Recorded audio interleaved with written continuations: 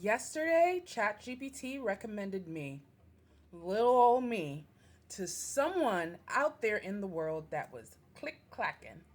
Let me put you on. You may be wondering, Mstimaj, how do you know that ChatGPT recommended you, of all people, to someone out there? Well, I have a website where I not only have my own custom plugins that I track analytics on, but I also have a plugin that specifically looks at traffic and where the traffic is coming from. Let me show you. This is one of 3 of my custom plugins. When I say custom, that means I made it from scratch. I didn't want to pay to use someone else's plugin, and I wanted something very specific.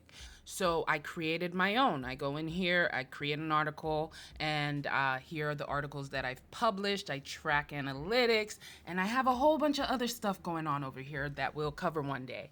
But today we're going to talk about ChatGPT or AI recommending me to someone. So we're going to look at another plugin that I have that is not a custom plugin. And by the way, if you're not signed up for my articles, go to my website and go sign up for the human algorithm, okay?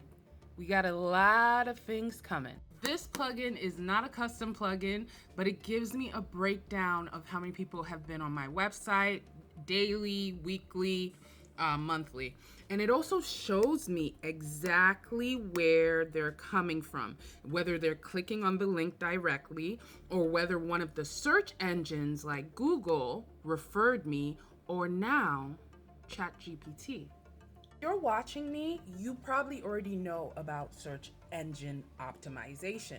You might not know those words, SEO, but you know or have seen it. You yourself might have been doing it or are currently doing it. You just don't know that you're doing it.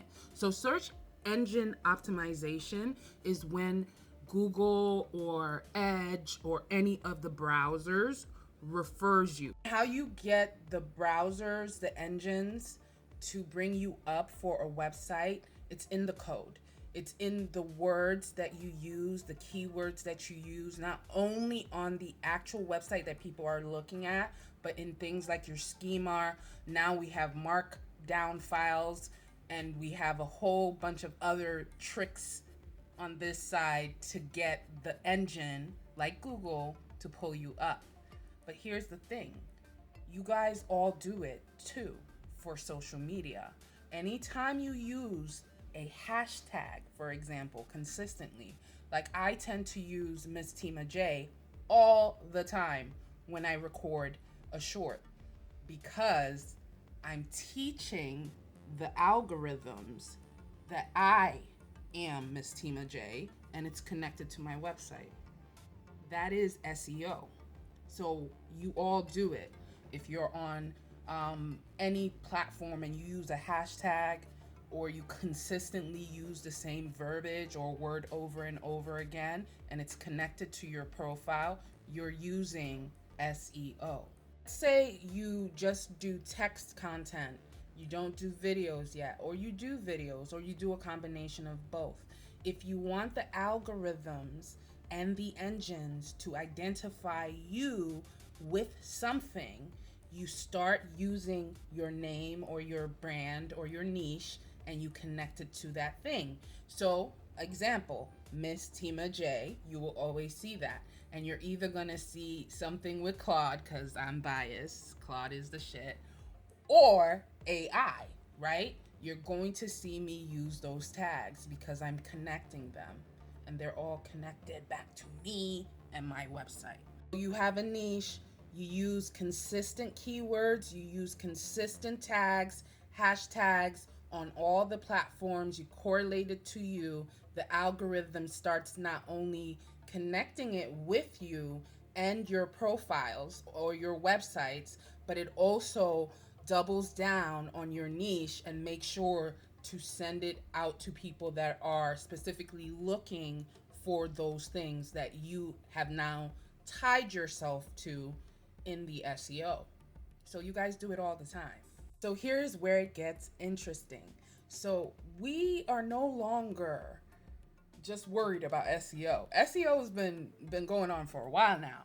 Now it's AEO, Answer Engine Optimization.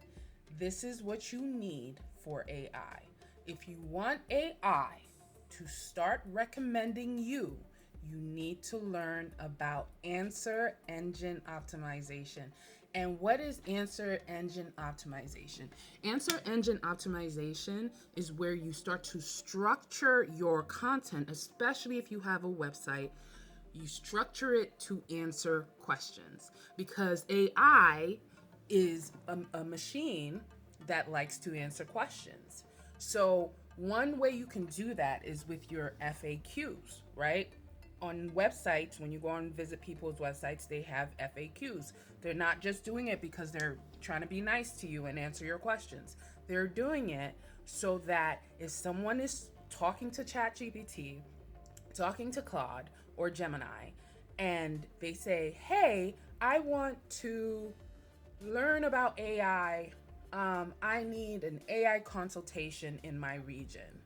Now, the AI is going to do a search in their region and look for people that do that specific thing. But they're the people who are going to pop up first are the people who specifically went to their FAQ and put an answer in there that answers exactly what the AI is looking for. That is answer optimization, answer engine optimization. Now I'm going to take it a step further. I didn't know this was going to be this long. The next step after AEO is GEO. GEO is generative engine optimization. Now that's where the money is. See, AEO is just the AIs, the generative models, just looking to answer that person's question. GEO is when the AI itself knows that you, Mstimaj, are that AI girl. You know what I mean? So I'm going to recommend her specifically because she's that AI girl. How do you do that? You do that by creating an ecosystem within your website, and not just your website but your social media. You create that ecosystem that says, I am the person that you come to for this. It's not just answering it. It has a lot to do with like the files on your website, markdown files, JSON files, like structured things on your website that AI now is forced to know that you are that person when it comes to this thing. It's not just your FAQs. So if you want to dominate in this next coming season, you should already know about SEO, right? That's optimizing for the browsers. You should be learning about AEO, and you should be learning and starting GEO because that's where we're heading. All right, guys, over here it's always forward, upward, and